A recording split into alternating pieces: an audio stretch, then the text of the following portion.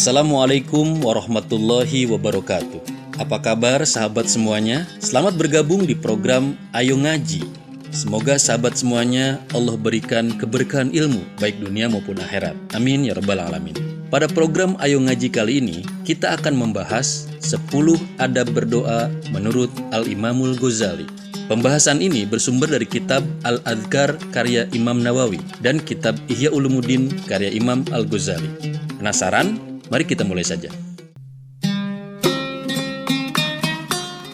Salah satu bentuk penghambaan manusia di hadapan Tuhannya, salah satunya adalah berdoa. Karena berdoa adalah ibadah. Berarti selain kita akan mendapatkan jawaban dari doa itu, kita juga akan mendapatkan pahala di sisi Allah Subhanahu wa Ta'ala. Allah berfirman dalam Al-Quran, surah Ghafir ayat 60, "Wa qala rabbukum ud'uni astajib lakum." Berdoalah kepadaku, niscaya akan aku perkenankan doamu. Nah, pernahkah kita berpikir, setiap kita berdoa, kenapa tidak dikabulkan? Kita sudah berdoa, tapi kenapa belum dikabulkan? Banyak doa-doa kita yang tidak dijawab. Apakah benar seperti itu? Atau mungkin ada faktor penyebab doa kita tidak dikabulkan? Nah, mari kita cari tahu jawabannya. 10 adab berdoa menurut Al-Imamul Ghazali. Pertama, carilah waktu yang mulia. Di dalam berdoa, kita harus memilih waktu yang tepat supaya doa kita makbul. Artinya, doa kita akan dikabulkan Allah Subhanahu wa Ta'ala. Pertama, carilah waktu yang mulia.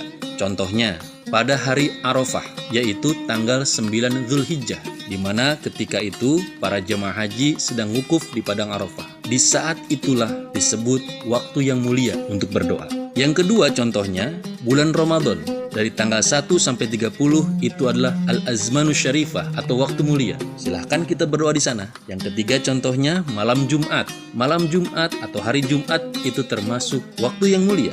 Yang keempat, waktu sepertiga malam. Yang terakhir, waktu sahur. Nah, silahkan kita berdoa pada waktu yang mulia itu. Insya Allah setiap doa kita diijabah oleh Allah Subhanahu wa Ta'ala. Adab yang kedua, carilah kondisi yang mulia.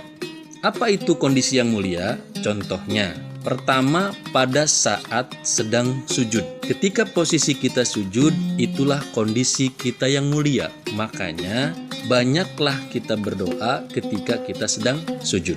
Biasanya kalau sholat itu di sujud terakhir, dilamakan karena kita berdoa di sana.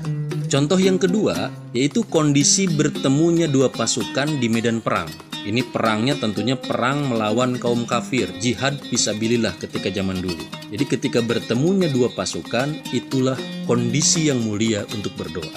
Contoh yang lain, ketika turun hujan. Nah makanya ketika turun hujan, perbanyaklah berdoa, karena di sanalah kondisi yang mulia. Ketika hendak sholat, maksudnya di sini hendak sholat adalah setelah iqomah, sebelum niat sholat. Nah biasakan kita berdoa pada posisi itu. Setelah iqomah selesai, sebelum usolli, kita berdoa di sana. Itu termasuk dari kondisi yang mulia. Dan ketika selesai sholat, kenapa selesai sholat kita berdoa? Karena posisi mulia itu juga ada di tempat ketika kita selesai sholat. Dan yang terakhir contohnya, ketika suasana hati kita sedang lembut. Ketika suasana hati kita sedang lembut, berarti kita adalah mendapatkan kondisi yang mulia. Silahkan di sana kita memakai fasilitas kondisi yang mulia untuk kita berdoa kepada Allah Subhanahu wa Ta'ala. Adab yang ketiga dalam berdoa menurut Al-Imamul Ghazali, menghadap kiblat, mengangkat kedua tangan dan mengusap muka setelah berdoa. Demikianlah program kita Ayo Ngaji pada kesempatan kali ini. Nanti kita akan sambung lagi pada kesempatan berikutnya. Kita tutup. Bismillahirrahmanirrahim. Subhanakallahumma bihamdika asyhadu an la ilaha illa anta astaghfiruka wa atubu ilaik. Assalamualaikum warahmatullahi wabarakatuh.